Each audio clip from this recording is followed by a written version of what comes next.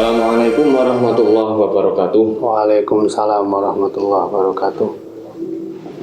Pemirsa Dampar IT yang berbahagia, alhamdulillah kita bertemu lagi dalam kesempatan kali ini.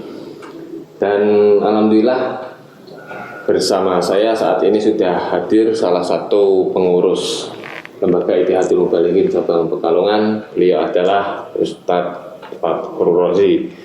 Assalamualaikum Ustaz. Waalaikumsalam Pak Haji. Kalau kemarin kan kita lihat podcast bersama Ketua Umum LIM Pekalongan, sekarang bersama dengan jajarannya, termasuk pengurus cabang Pekalongan dari LIM Lirboyo. Gimana ini kabarnya? Alhamdulillah sehat Pak Haji. Jadwal Ramadan masih padat? Masih alhamdulillah berjalan dengan lancar dan padat merayap. Terima kasih. Ini pada kesempatan kali ini kita akan merespon pertanyaan dari netizen yang masuk. Berarti Damar ID banyak netizennya juga berarti Pak Haji ya?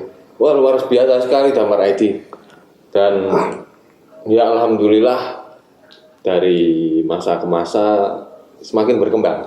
Alhamdulillah. Tentunya ini juga karena luar biasa dari krunya. Nah itu kalau pemirsa tapi nggak bisa melihat di belakang layar ini, masya Allah krunya luar biasa sekali. Yang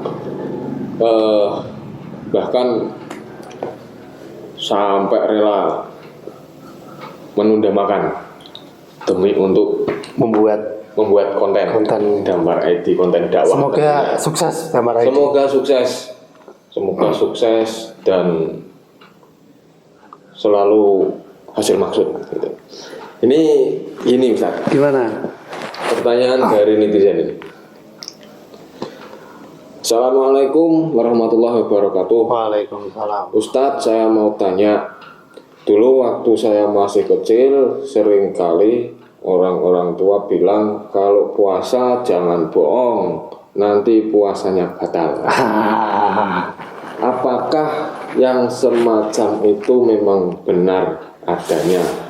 Terima kasih, mohon dijawab. Assalamualaikum warahmatullahi wabarakatuh. Jadi bagaimana itu Ustaz? Yang ditanyakan gimana secara garis besar gimana hukumnya ketika puasa itu berbohong? Batal atau puasanya? Tidak. Sebelum membahas ke berbohongannya itu, kita tarik kepada termasuk perkara-perkara yang membatalkan secara fikih dulu ya. Iya. Secara fikih itu perkara yang membatalkan puasa niku yang pertama mawasola ilal jawfi amdan. Yang artinya suatu perkara yang di situ masuk ke dalam lubang secara sengaja.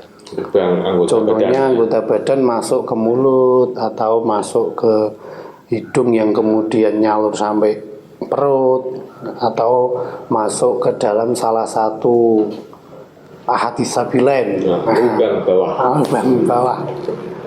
Lubang yang memang berlubang. Lubang yang memang berlubang. Ada ini Ustaz. Ada jalan berlubang, ada lubang berjalan. Itu yang lubang berjalan. Kalau yang lubang berjalan banyak yang minat. Tapi kalau jalan berlubang nggak ada yang minat. Itu orang menghindar. Kalau lubang berjalan itu lain lagi. Rata-rata orang mencari gitu ya. Ya, silakan dilanjut. Mawasalah jawfi amdan, kemudian yang jelas itu harus imsak atau menahan diri dari makan dan minum, menahan diri dari melakukan hubungan badan tentunya di siang hari ya. Tentunya di siang hari. Kalau di malam hari boleh. Ya, asal jangan tanggal merah. Asal jangan. Kalau di malam hari boleh karena memang ada satu ayat yang menerangkan di situ Uhillalakum lailatas siyamir rafathu ila nisaikum. Memang ketika malam hari itu diperbolehkan. Kemudian lagi menahan diri dari menyengaja muntah. menyengaja muntah. Jadi dibuat muntah dengan sengaja, bukan karena muntah masuk angin atau gimana? Bukan. Kalau memang muntah karena sakit, itu nggak masalah. Itu klasifikasi secara fikih. Kemudian kalau kembali ke pertanyaan, berbohong itu membatalkan atau tidak? Ini berarti kalau berbohong ini masuk klasifikasi yang mana kira-kira? Nggak ada ya? Nggak ada ya. Cuma kalau berbohong itu nanti masuknya ke klasifikasi daripada orang-orang yang berpuasa itu ada tingkatan-tingkatannya. Ada tingkatan-tingkatannya. Jadi berarti kita jawab dulu sementara pertanyaannya untuk berbohong secara fikih itu tidak membatalkan puasa secara fikih.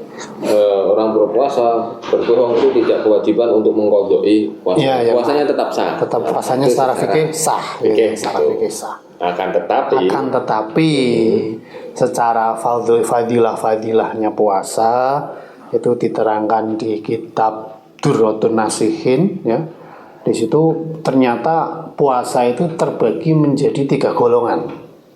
Jadi orang yang puasa seperti kita ini terbagi menjadi 3 golongan. Golongan yang pertama puasanya orang awam, saumul awam ya. Pokoknya di situ puasanya orang awam itu tidak makan, tidak minum, dan tidak melakukan hubungan badan di siang hari, itu puasanya sah. Tidak melakukan hal-hal yang membatalkan yang tadi disebutkan itu. Secara fikih tadi, pokoknya saumul awam. Jadi yang diajak puasa itu yang memang anggota zahirnya saja, dalam artian mulutnya sama perutnya sama bawahnya perut. Itu klasifikasinya orang awam. Tapi kemudian ada yang kedua yaitu saumus sholihin atau saumul khawas. Artinya di situ orang yang melakukan puasa itu tidak hanya mulut dan perut dan bawahnya saja yang diajak puasa, tapi tingkah lakunya, anggota-anggota badannya juga diajak puasa. Dalam artian di sini yang pertama ghadul basar. Orang yang berpuasa itu menjaga pandangan. Ini derajat yang kedua, shaumus sholihin. Ya, shaumus sholihin derajat yang kedua. Ghadul basar menjaga pandangan dalam artian menjaga dari pandangan-pandangan yang diharamkan tentunya. Apalagi sekarang semuanya pegang HP. Semuanya godaannya lebih besar. Tinggal kita ini mau ikut yang awam. Kalau ikut yang awam berarti sudah selesai. Melihat seperti itu pun nanti nggak ada kasus itu, gitu ya. Dia berpuasa hanya mengejar yang penting nggak batal secara fikih gitu. Ya, yang penting nggak batal secara fikih. Itu ghadul basar. Kemudian yang kedua menjaga dari bohong. Nah ini pertanyaan yang tadi, menjaga dari bohong karena ada suatu hadis yang menerangkan, yang artinya kurang lebih banyak orang yang puasa tetapi hanya mendapatkan lapar dan dahaga saja. Kamin so'imin itu ya. Kamin so'imin laisalahu ilal ju'u wal atas. Laisalahu min siyamihi ilal ju'u wal atas. Kurang lebihnya seperti itu. Jadi banyak orang yang berpuasa itu hanya mendapatkan dahaga dan lapar saja, tanpa mendapatkan pahalanya. Nah ini puasa yang kedua ini terkait dengan pahalanya,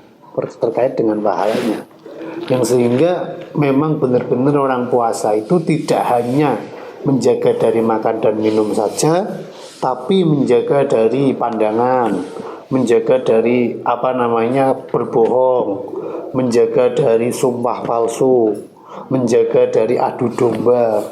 Jadi seluruh anggotanya itu diajak puasa. Jadi selain menahan dari hal-hal yang membatalkan puasa, juga menahan dari kemaksiatan hawa nafsunya. Iya, menahan hawa nafsunya. Yang sehingga akhirnya orang-orang itu puasanya ketika mampu melaksanakan seperti itu masuk ke kategori atau golongan puasanya orang-orang yang sholih. Nah, terus yang ketiga yang lebih tinggi lagi ya masih ada. Tapi ini kayaknya kok orang-orang seperti kita ini kayaknya sulit. Kayaknya sulit. Yang ketiga ini puasanya khawasil khas. Puasanya orang khususnya khusus. Sudah khususnya khusus gitu ya. Ibarat nasi goreng telurnya 1 kilo. Telurnya 1 kilo. Spesial. Spesial. Tapi ini di situ puasanya para anbiya, puasanya para nabi. Kenapa puasanya para nabi? Karena kalau tadi yang awam itu hanya anggota zahirnya saja yang dijaga, yang kedua yang shaumus sholihin ini menahan diri dari kemaksiatan. Padahal yang kedua aja itu sudah sulit. Susahnya minta ampun ya. Apalagi tadi ada yang ketinggalan, yang sering kita lupa itu menahan diri dari belendengi itu bahasa Indonesia ini apa sih? Bergunjing. Bergunjing. Atau ngerasani, geledengi, bergunjing. Gosip. Lebihannya gosip lagi. Ya, itu sulit itu. Karena ya kayak sudah menjadi suatu hal yang menjamur di masyarakat. Itu untuk taraf yang kedua solihin saja kita ini masih perlu ekstra untuk melakukannya. Makanya bagi mereka yang susah untuk meredam itu lebih baik tidur aja. Berarti akhirnya hadis yang naumu shaim ibadatun menjadi solusi itu ya. Karena kan dia tetap dapat pahalanya puasa. Dapat pahala. Tidur ya kan, tidak ngerasani, tidak berbohong kan, dapat pahala puasa gitu. Dia enggak tidur tapi tak melakukan pahalanya puasa. Mungkin akhirnya naumu shaim ibadatunya yang menjadi solusi hal yang seperti itu. Tapi jangan kebablasan. Habis subuh tidur, bangun jam 5, tinggal setengah jam lagi buka. Duhur hilang. Itu nanti bukan ibadah lagi tapi meninggalkan kewajiban sholat gitu ya, meninggalkan kewajiban. Ya, yang tadi yang yang puasanya para nabi itu ya. Yang khawas itu. Jadi tidak hanya menjaga anggota zahir, tidak hanya menjaga diri dari maksiat, belendengi, ngapusi dan lain sebagainya, tapi juga menjaga dari khotrul qalbi atau kerenteknya hati dan menjaga pikiran dari babakan atau perkara-perkara dunia. Jadi selama puasa itu hati dan pikiran sama sekali tidak memikirkan tentang dunia. Ini kalau tingkatan kita apalagi sangat ya mustahil lah, kayak susah. Karena kenapa? Baru setelah subuh aja kita kadang udah mikir kan, apalagi ibu-ibu habis subuh mau ke pasar mikir ini nanti anak saya mau saya kasih buka apa ini? Suami saya nanti mau saya masakin apa ini? Nah, atau apalagi ini karena ini udah tanggal 10 kan, kemungkinan yang belum beli baju lebaran kan, yang belum dapat THR nggak bisa itu. Mikir mau beli cat warna apa ini. Tapi kalau shaumul anbiya ya itu semuanya diajak puasa. Hatinya diajak puasa dari perkara dunia, pikirannya diajak dari berpuasa dari perkara dunia.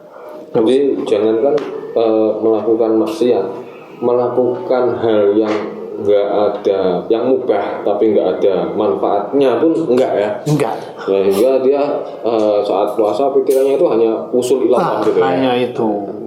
Tapi kalau kita bisa sampai hal yang seperti itu ya luar biasa. Makanya di situ kan sudah ada embel-embelnya shaumul anbiya. Shaumul anbiya, shaumul khawas bahwa shaumul anbiya itu puasanya para nabi. Ini wis wali maneh. Ini nabi. Cuma kalau sekarang kok ngaku gitu wis jelas ngapusi. Enggak bisa. Ini nabinya sudah tutup. Iya. Karena sekarang ngaku jadi nabi ya berarti dia masih berpikiran tentang masalah dunia. Karena apa? Karena dengan dia mengaku jadi nabi ingin jelas bohong lagi, ingin dihormati orang kan gitu. Ingin dihormati orang. Berarti sudah nggak mungkin, nggak mungkin. Dan kalau dia ngaku nabi, ada orang ngaku nabi di Indonesia ini pasti akan ketangkap polisi. Karena polisi Indonesia itu polisi yang paling hebat ya. Jangankan nabi. Jangankan penjahat. Polisi Indonesia itu sudah pernah nangkap nabi, pernah nangkap malaikat, pernah nangkap Tuhan, palsu semua. Palsu semua. Itu luar biasa. Ya, itulah klasifikasi daripada pembagian puasa. Ya, semoga minimal harapan daripada kita semua itu bisa naik ke derajatnya sholihin. biar nggak di derajatnya orang awam terus. Pokoknya nggak makan, nggak minum, nggak hubungan badan siang hari, selesai. Padahal masih ada hal-hal yang lain yang perlu dijaga. Nggak masuk ke Lubang kamin soimen itu ya, nggak masuk ke nggak masuk ke kamin soimen. Laisa lahu min siyamihi illa jual atas, itu nggak termasuk ke yang itu. Karena kalau kita angen-angen, seandainya kok kita ini puasa lapar dan nggak mendapatkan apa-apa, kan kayak nggak ada gunanya misalkan. Ya. Tapi sekali lagi itu derajatnya yang orang-orang solih. Karena kalau ini menjadi patokan orang banyak, bahaya nanti. Pulang dari musola, sholat subuh, di jalan ketemu temennya, orang krosong gelendengi, ngerasani tekan ngomong, aduh, aku mau gelendengi, batal berarti Pak ngombe bahaya. Repot. Ini kaisaran dalam masalah keutamaan atau pahala, klasifikasi pahala. Artinya berarti puasanya nggak batal, tapi pahalanya yang hilang. Yang bisa hilang. Pahalanya.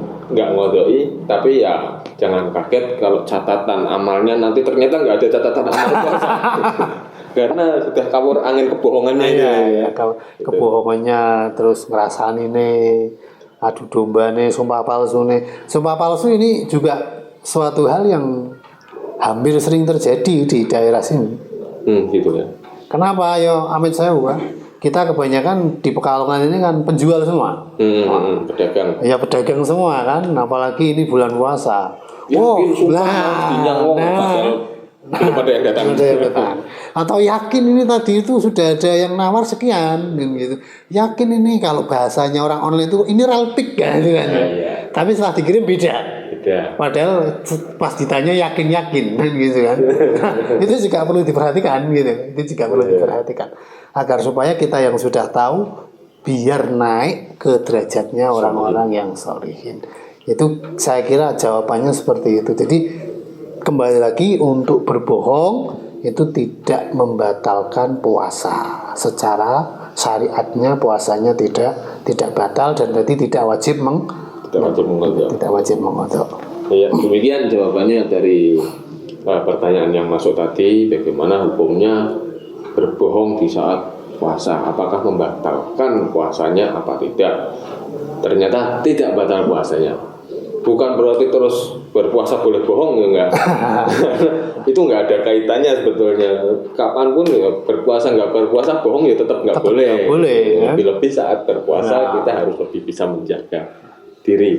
Jadi artinya tetap sah, enggak wajib mengodoi, tapi itu pahalanya bisa hilang. Ya, demikian jawaban dari pertanyaan itu.